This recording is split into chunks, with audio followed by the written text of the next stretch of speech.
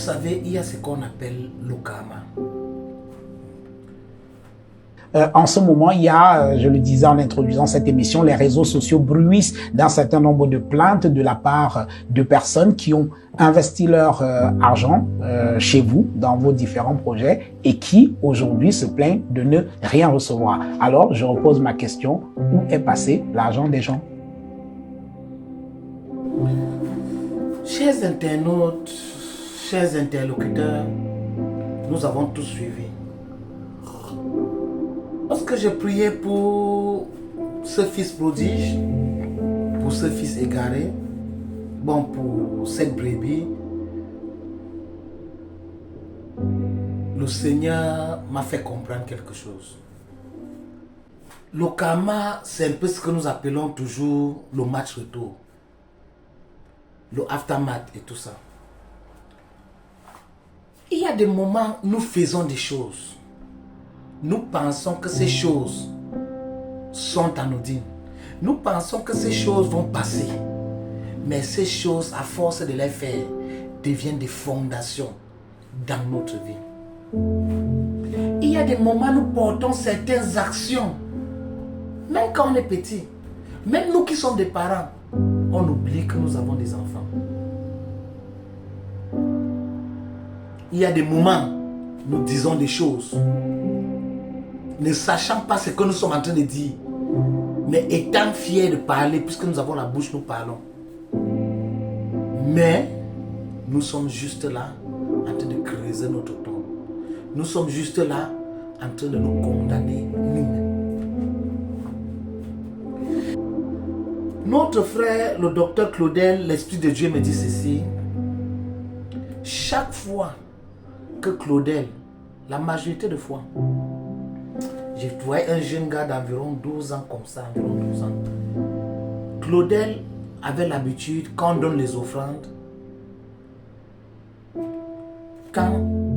puisqu'il travaille avec, je ne sais pas comment on appelle ces choses dans l'église catholique, c'est avec le curé, je ne sais pas.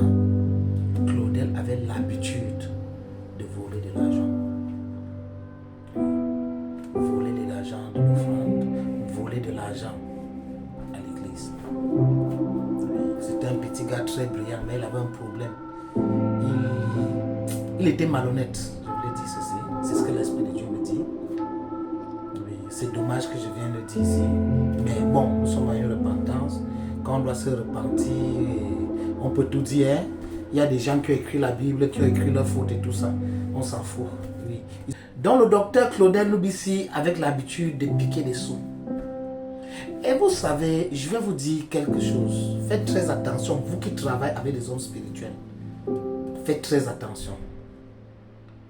Et ce curé savait. Il savait que ce petit gars piquait souvent. Mais il laissait faire. Mais tout ça devient un jugement dans la vie du docteur Claudel quand il commence à dénigrer l'église. Ça devient un jugement dans sa vie. Il y a des choses que nous faisons. Dieu nous laisse. Mais quand nous agrandissons, nous commençons à critiquer certaines choses. Ces choses que nous avons faites commencent à devenir une fondation, commencent à nous réclamer la vengeance parce que nous avons prononcé ces choses. Simplement comme ça. Oui. Donc le docteur Claudel se retrouve dans des circonstances où lui-même il crée son propre jugement. Lui-même il se condamne. Et voilà les conséquences qu'il vit aujourd'hui. Même dans ses activités qui marchent. Le Seigneur me dit de te dire, docteur Claudel, tout ce que tu fais, les plans de rattrapage, que tu dis, idée numéro 1, si vous voulez, on convertit vos avoirs, vos dettes en avoirs, on lance tel projet. Le Seigneur me dit de te dire que ça ne va pas marcher. Le Seigneur me dit de manière humble de te dire que ça ne va pas marcher. Le plan que tu prends là, ça ne va pas marcher. Je suis très désolé. Ça ne va pas marcher. Même si tu convertis les dettes pour que ça devienne des investissements et tu te concentres même seulement dans 2 business, la même cause des autres business produiront les mêmes effets. Si les business n'ont pas marché, ce n'est pas parce que tu n'es pas intelligent. Tu es un gars très intelligent, tu es un gars hyper doué. Mais c'est juste un problème de malédiction prononcé par toi-même sur toi. Donc la seule chose qui peut faire marcher des business maintenant, reviens vers Dieu. Reviens vers Dieu. Vous savez, il y a un problème. Les gens croient que les loges, c'est un problème. Appartenir à une loge n'est pas un problème. Je dis tout ça aux gens. Je vis ici, dans mes voyages et tout ça. Tous mes amis sont dans la loge. J'ai des francs-maçons, des rosicruciens, des rotariens. Je suis avec eux tous les jours.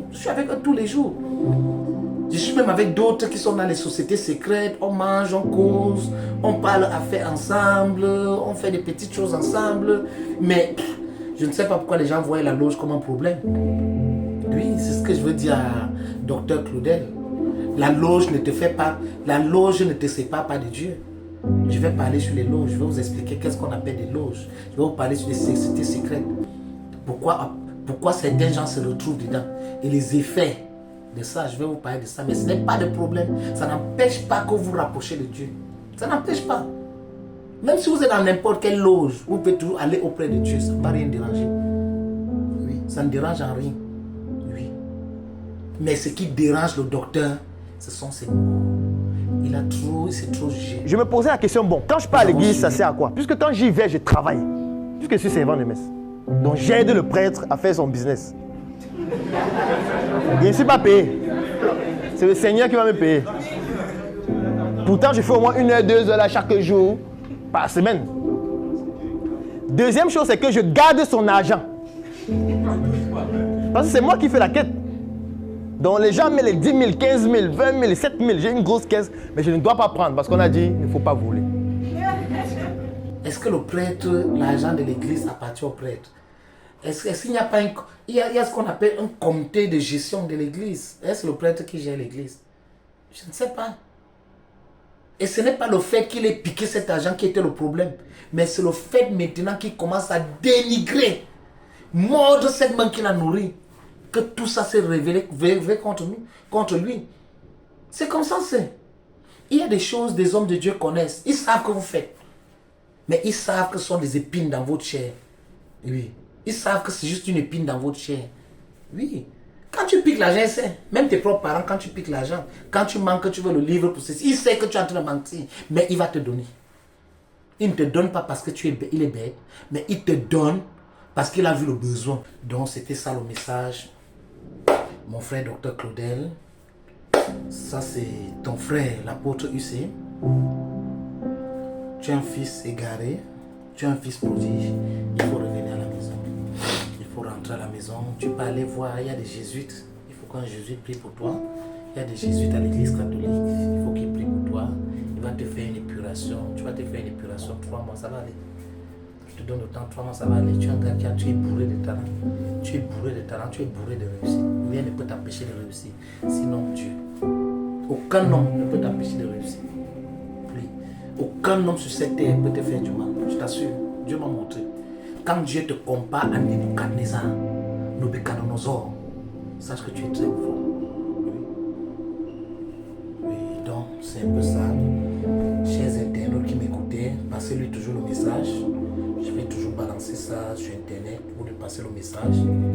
S'il veut faire, qu'il le fasse. S'il ne veut pas, qu'il laisse. C'était votre serviteur, l'apôtre UC. Merci, bonne journée à vous.